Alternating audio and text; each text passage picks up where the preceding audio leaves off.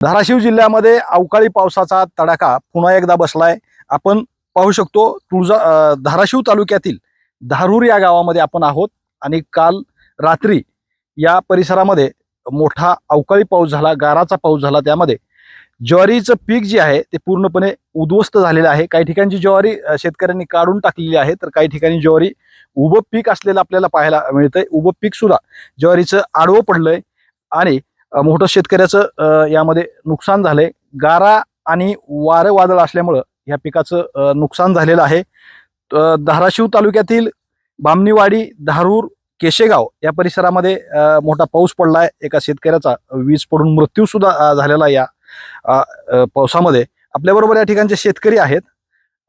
कधी पडलाय पाऊस? काल झालाय, 5च्या नंतर चालू झाला। भरपूर पाऊस झालाय, भरपूर पाऊस झाला, नुकसान झालं, नुकसान भरपूर झाले, भरपूर नुकसान झाले।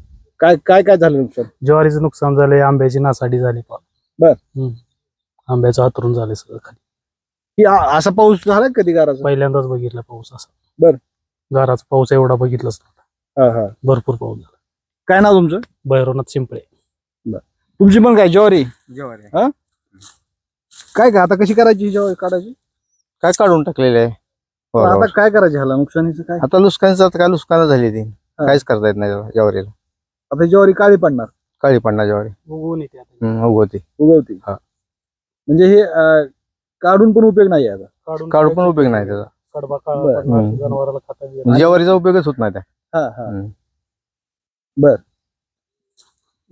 म्हणजे आता ही आपण जर पाहिलं तर या ठिकाणी बघा, ही ज्वारी जी आहे ही पूर्णपणे याच्यामध्ये हे कणीस जे आहे याच्यात माती गेलेली आपल्याला पाहायला मिळते आणि ही ज्वारी फुगलेली आहे, त्याचे दाणे जे आहेत ही फुगलेले आहेत आणि हे आता ज्वारी उगवती असं शेतकरी सांगतायत। म्हणजे एक प्रकारचं मोठं नुकसान ज्वारी पिकाचं या ठिकाणी झालेलं आहे। धाराशिवमध्ये गेली 8 ते 15 दिवसापासून सलग पाऊस पडत आहे कुठल्या ना कुठल्या तालुक्यामध्ये। काल याच परिसरामध्ये आसपासची जी गावं आहेत त्याचं मोठं नुकसान केलं या पावसाने। आणि आता शेतकऱ्यासमोर असा प्रश्न आहे की नेमकं आता ह्या नुकसानीचं करायचं काय, असा प्रश्न शेतकऱ्यासमोर पडलाय। श्रीराम क्षीरसागर, TV9 मराठी, धाराशिव।